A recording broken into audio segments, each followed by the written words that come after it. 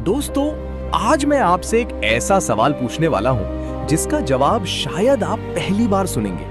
अगर मैं कहूं कि कभी-कभी मैनिपुलेशन किसी की जिंदगी बचा सकती है, तो क्या आप मानेंगे? शायद नहीं, क्योंकि बचपन से हमने एक ही बात सुनी है, मैनिपुलेशन मतलब धोखा, चालाकी और गलत इरादा। लेकिन जरा एक पल के लिए रुकिए।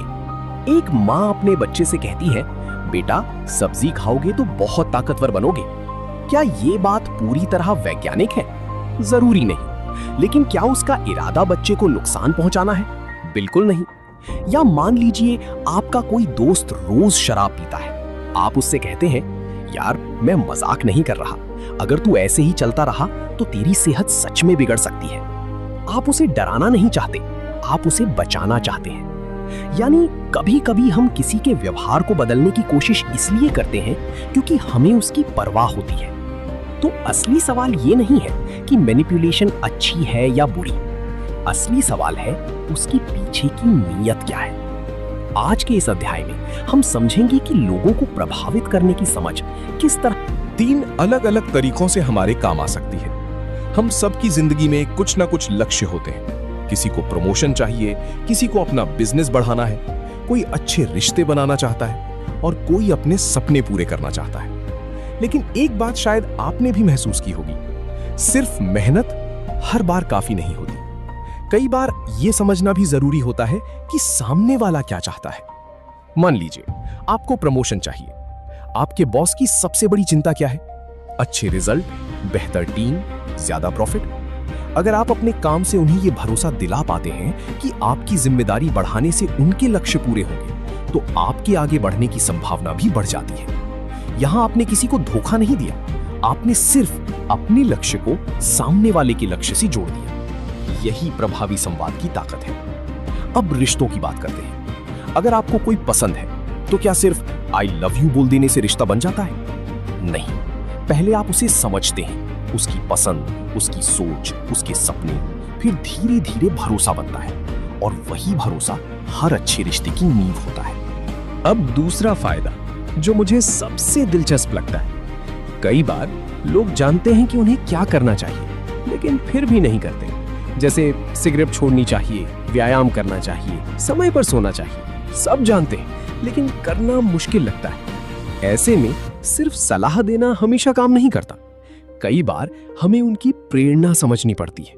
मान लीजिए एक पिता अपने बेटे से कहता है, अगर तुम इस बार अच्छे नंबर लाओगे तो हम साथ में साइकिल खरीदने चलेंगे। क्या यह बच्चे को प्रेरित करने का तरीका है? हाँ। या एक शिक्षक कहता है, चलो जो आज होमवर्क पूरा करेगा उसे सबसे पहले अपना प्रोजेक्ट दिखाने का मौका मिलेगा। यह भी व्यवहार को सकारात्मक दिशा देने का एक तरीका है। ध्यान दीजिए, यहां उद्देश्य किसी का फायदा उठाना नहीं है, उद्देश्य है किसी को उसकी भलाई की दिशा में आगे बढ़ाना, और यही सबसे बड़ा अंतर है। अब तीसरा फायदा, और शायद सबसे उपयोगी, जब आपको समझ आ जाता है कि लोग कैसे प्रभाव डालने की कोशिश करते हैं, तो आपके लिए गलत फैसलों से बचना आसान हो जाता है। मान लीजिए कोई सेल्समैन कहता है, सर ये ऑफर सिर्फ आज तक है। अब हो सकता है ऑफर सच में खत्म होने वाला हो, और हो सकता है वो सिर्फ जल्दी फैसला करवाना चाहता हो।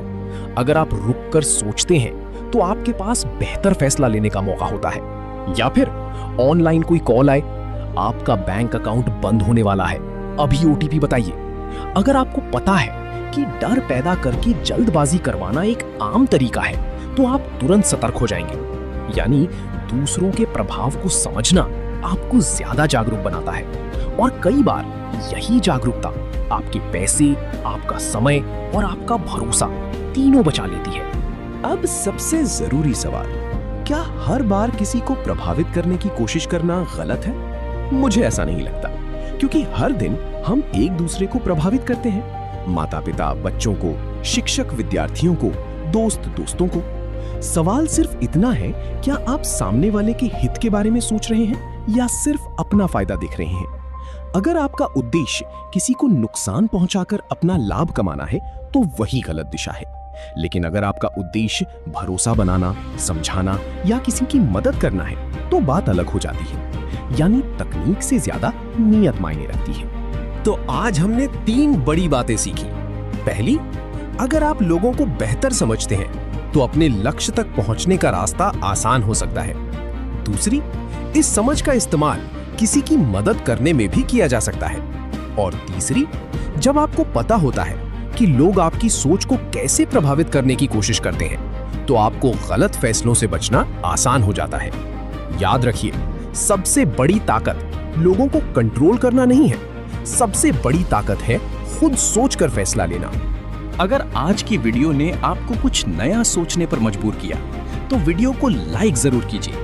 अगर आपको लगता है कि ये बातें दूसरों तक भी पहुंचनी चाहिए, तो इसे शेयर कीजिए और चैनल को सब्सक्राइब करना मत भूलिए।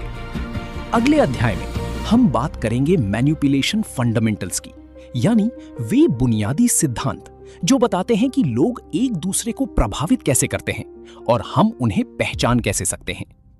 कमेंट में मुझे जरूर बताइए, आज की 3 बातों में आपको सबसे ज्यादा काम की कौन सी लगी। मैं आपके जवाब का इंतजार करूंगा।